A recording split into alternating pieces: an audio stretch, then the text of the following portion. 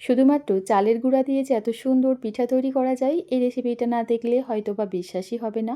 এই পিঠা তৈরি করার জন্য না লাগবে সিরিঞ্জ আর না মোল্ড। একদম সহজভাবে আজকে সিরিঞ্জ পিঠার রেসিপিটাই তোমাদের সঙ্গে শেয়ার করব। আশা করছি আজকের রেসিপি তোমাদের ভালো লাগবে। শুরুতেই মিক্সিং বোলের মধ্যে নিয়ে নিচ্ছি মেজারমেন্ট কাপ মেপে 1.5 কাপ পরিমাণ শুকনো চালের গুঁড়ো। তোমরা এখানে ভেজা চালের গুঁড়া দিয়েও এই পিঠাটা তৈরি করতে পারবে, একদম পারফেক্ট হবে। স্বাদ মতো নুন দিয়ে ভালোভাবে নাড়াচাড়া করে মিশিয়ে নিয়েছি। এদিকে প্যানের মধ্যে কিছুটা পরিমাণ পানি খুব ভালোভাবে ফুটিয়ে নিয়েছি। এবার এখান থেকে অল্প অল্প ফুটন্ত গরম পানি নিয়ে একটা সফট ডো তৈরি করে নিব।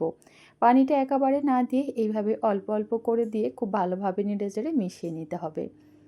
আর হ্যাঁ, এখানে চালের গুঁড়ার নির্দিষ্ট কোনো মাপ নেই। তোমরা যে পরিমাণ পিঠা তৈরি করতে চাও সেই অনুযায়ী চালের গুঁড়ার পরিমাণ বাড়িয়ে কমিয়ে নেবে, ঠিক আছে? তো দেখো আমি এখানে অল্প অল্প করে ফুটন্ত গরম পানি দিয়ে একটা সফট ডো তৈরি করে নিয়েছি। আর এই পর্যায়ে ডোটা অনেকটাই গরম, হাতের মধ্যে ধরা যাচ্ছে না। আমি তোমাদের একটু দেখানোর চেষ্টা করছি, দেখতেই পাচ্ছ ডোটা কিন্তু অনেকটাই সফট, হাতের মধ্যে লেগে যাচ্ছে।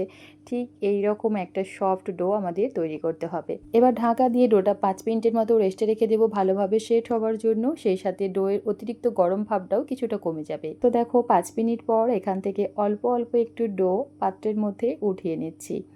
এগুলোর মধ্যে আমি ফুড কালার ব্যবহার করব। তবে হ্যাঁ, এটা টোটালি অপশনাল, তোমরা পছন্দ না করলে স্কিপ করতে পারো।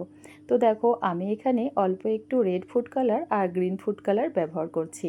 এতে করে পিঠাগুলো জাস্ট দেখতে অনেক বেশি সুন্দর লাগে, টেস্টের কোনো পরিবর্তন হবে না। তো দেখো আমি কিন্তু ডোয়ের সাথে ফুড কালারটা খুব সুন্দরভাবে নেড়েচেড়ে মিশিয়ে নিয়েছি। তো দেখো কালারফুল সিরিঞ্জ পিঠা তৈরি করার জন্য ডোগুলো একদম রেডি। আর আজকে সিরিঞ্জ পিঠা তৈরি করার জন্য আমি কিন্তু সিরিঞ্জ বা কোনো রকম মোল্ড ব্যবহার করব না। আজকে আমি তোমাদের দুধের প্যাকেট দিয়ে সিরিঞ্জ পিঠা তৈরি করে দেখাবো, যাতে তোমরাও খুব সহজে বাড়িতে বানাতে পারো।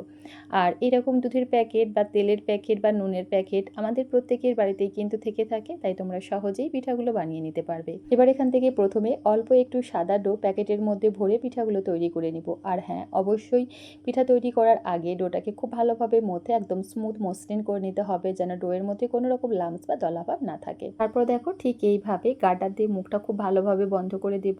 আর পলিথিনটা একটা ছুঁচ দিয়ে একটু ছোট করে ছিদ্র করে নিয়েছি। আর এই পিঠাগুলো তৈরি করার জন্য আমি বেশ কয়েকটা কলা পাতা খুব ভালোভাবে কেটে ধুয়ে পরিষ্কার করে নিয়েছি।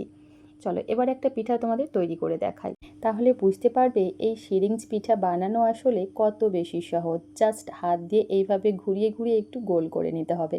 তারপর ঠিক এইভাবে একটু ডিজাইন করে নিচ্ছি। এটা বলে বোঝানোর কিছুই নেই, জাস্ট একটু দেখলেই তোমরা বুঝতে পারবে আমি ঠিক কিভাবে তৈরি করলাম। আর এই পিঠাগুলো তোমরা তোমাদের পছন্দ মতো যে কোনো ডিজাইনেই কিন্তু বানিয়ে নিতে পারবে, কোনো সমস্যা নেই। আর সবথেকে ভালো হয় এই পিঠাগুলো যদি তোমরা সিরিঞ্জ দিয়ে তৈরি করো, তাহলে দেখবে শেপটা অনেক বেশি সুন্দর আসে। তো দেখো ঠিক এইভাবে ঘুরিয়ে ঘুরিয়ে একটা পিঠা কিন্তু খুব সুন্দরভাবে আমি তৈরি করে নিলাম, আর দেখতে কিন্তু বেশ ভালো লাগছে। আর এই পিঠাগুলো রোদে শুকনো করার পর দেখতে আরও বেশি ভালো লাগে। তো চলো আরও একটা পিঠা তোমাদের আমি তৈরি করে দেখাই। আর হ্যাঁ, এই পিঠাগুলো তৈরি করার আগে আবারও বলছি, ডোটাকে কিন্তু খুব ভালোভাবে মথে একদম স্মুথ মসৃণ করে নিতে হবে, যেন ডোয়ের মধ্যে কোনো রকম লাম্পস না থাকে, তাহলে দেখবে ডিজাইনটা তৈরি করতে সুবিধা হবে। আর এই সিরিঞ্জ পিঠা তৈরি করার জন্য ডোটা অবশ্যই আমাদের একদম পারফেক্টভাবে তৈরি করতে হবে, ঠিক আছে? খুব বেশি শক্তও করা যাবে না, তাহলে ডিজাইনটা তৈরি করতে সমস্যা হবে। আবার এই ডোটা অনেক বেশি নরম করে ফেললে পিঠার শেপটা দেওয়া যাবে না, ঘেটে ঘ হয়ে যাবে। তো দেখো আমি এখানে বেশ কয়েকটা পিঠা খুব সুন্দরভাবে তৈরি করে নিয়েছি। এবার এই পিঠাগুলো স্টিম করার জন্য প্যানের মধ্যে পর্যাপ্ত পরিমাণ পানি ভালোভাবে ফুটিয়ে নিয়েছি। তার উপরে এরকম একটা স্টেনার রেখে দিব, আর স্টেনারের উপরে একটা একটা পিঠা দিয়ে দিচ্ছি। এরপর ঢাকা দিয়ে পিঠাটা আমরা 30 থেকে 40 সেকেন্ডের জন্য স্টিম করে নিব। এই পিঠাগুলো স্টিম হতে এর থেকে বেশি সময় একদমই লাগবে না। তো দেখো এখানে পিঠাগুলো কিন্তু খুব সুন্দরভাবে সেদ্ধ হয়ে গেছে বা স্টিম হয়ে গেছে, উঠিয়ে নিচ্ছি। একইভাবে সমস্ত পিঠাগুলোই এখানে আমি স্টিম করে নিয়েছি। এবারে পিঠাগুলোকে ভালোভাবে ঠান্ডা করার পর পাতা থেকে উঠিয়ে নিচ্ছি। আর এই তো দেখতেই পাচ্ছ পিঠাগুলো দেখতে আসলে কত বেশি সুন্দর লাগছে। এই পিঠাগুলো যদি তোমরা সিরিঞ্জ দিয়ে তৈরি করো, তাহলে পিঠার শেপটা আরও অনেক বেশি সুন্দর আসবে।